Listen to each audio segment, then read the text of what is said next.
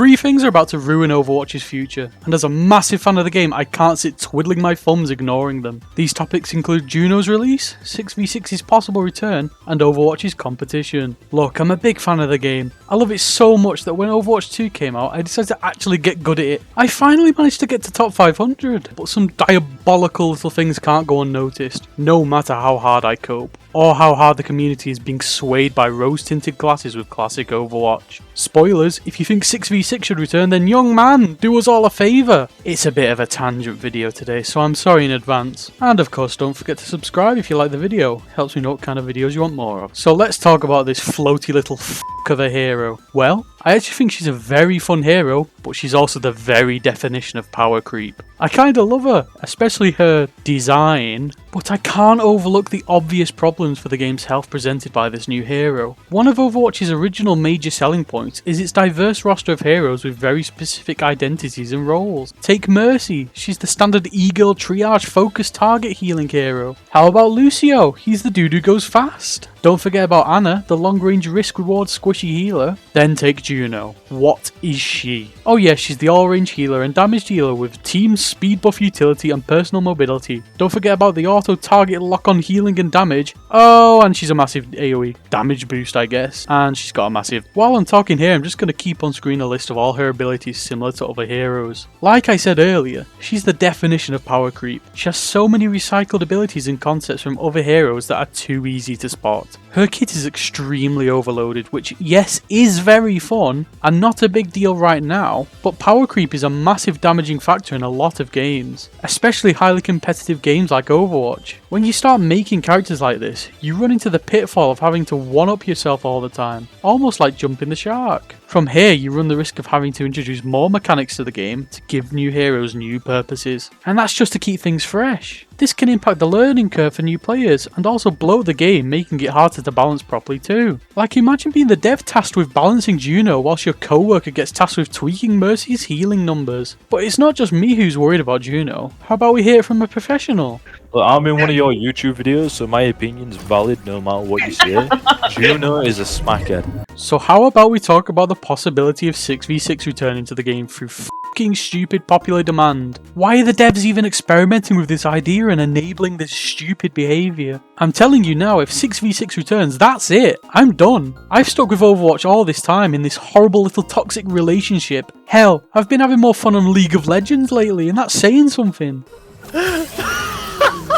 I'm sorry for laughing, Dave. I don't think we're all remembering properly what 6v6 was really like. We all enjoyed it back in the day when the game was new and everyone was fucking bad at it, but soon enough the people that actually cared about the game got good at it and realised that the only way to win matches was through pure macro and ability economy, which of course became a toxic slugfest of minimal counterplay, resulting in some of the lowest feeling moments in gaming at the time. I think that the majority of people that want 6v6 back are the who played it when it originally came out, but left before the 6v6 format showed its true colours. So these people are coming back to the game again and complaining it isn't how they left it. I know this isn't the case for everyone, but for those of us that cared about the game and were relatively skilled at it, it was glaringly obvious what the problems were with 6v6, and I'ma be honest, if you genuinely think 6v6 is better, then sorry, but I think you're destined to never get better at the game. This isn't even a harsh comment, it's strictly an objective truth, so much so that the devs dedicated an entire 3 years into fixing the damn game. 5v5 was aimed to remediate this chaotic and temperamental gameplay. The game was dying because of it. You can't say otherwise. The player base plummeted since it was boring with the content droughts and lacked individual agency in your skill expression. It just left minimal players who actually cared about Overwatch, so even in its prime, barely anyone was caring about 6v6 sticking around. I think the hero reworks and 5v5 has been Overwatch 2's one saving grace. And don't worry, I'm not here to talk about the other obvious problems of the game. I've made entire other videos on those topics. Thanks for the support on those, by the way. 5v5 was an extremely beneficial change for the game, turning most of the tanks into more of a bruiser role, allowing for timely engages and more structured team fights, rather than popping ults off cooldown and stat balling the entire game. The devs themselves commented on one of their major reasons for moving to 5v5. It was to improve individual agency and skill expression, which Yes, that's a perfect way to describe this change. There are less players flapping about and spamming abilities off cooldown, so the game is a lot more structured and methodical, whereby you have the breathing room to make your plays and assist your team with their plays too. The game is balanced for 5v5 now, with superpowered bruiser tanks and overall number and stat tweaks. Hell, even the recent armor update will be a nightmare to balance due to having to account for the increased health pools. The damage roll will just die. If you've seen my other video about damage players, you'll know that they will absolutely fumble.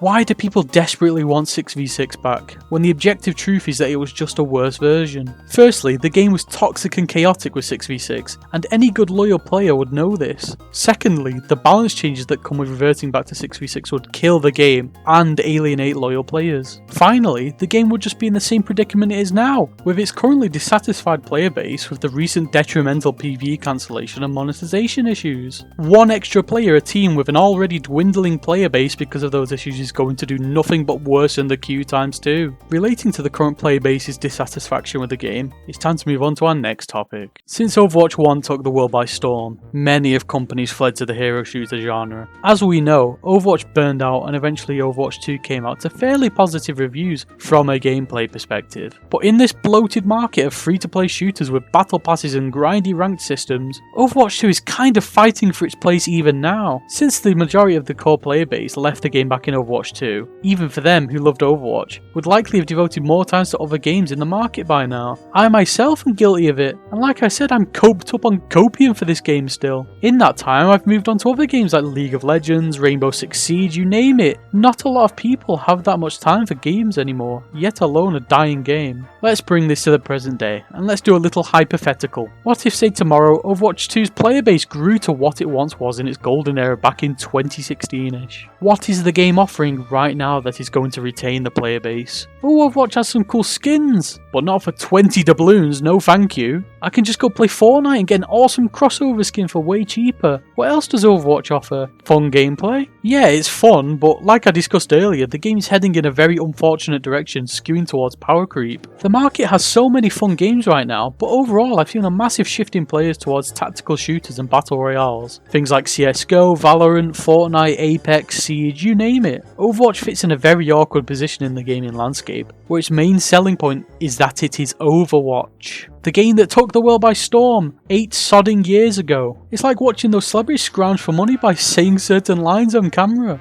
There's a birth gay boy among us. Totally poggers. Overwatch's player base nowadays is mainly people like me who genuinely like the game but are coping out of our minds, or it's people who are new to the game because of the glorified rebranding to Overwatch 2. Its loyal player base is slowly dying, and the new surge of players is just going to gradually lessen as they devote their time to other games in the market that they're used to. That's just unfortunately the gaming climate we live in. I mean, I'm not long for this game. I didn't even finish this battle pass. I was that bored. A certain little game came out by, I don't know, has gotten my full attention lately. I wish I could talk about it, but you all know what it is. I apologise again that today's video was mainly a rant. I'm just very frustrated with Overwatch lately, and as a massive fan of the game, I feel like I have a responsibility to address some of these points I find concerning, and hopefully you guys can share some of your thoughts in the comments as well. Thank you.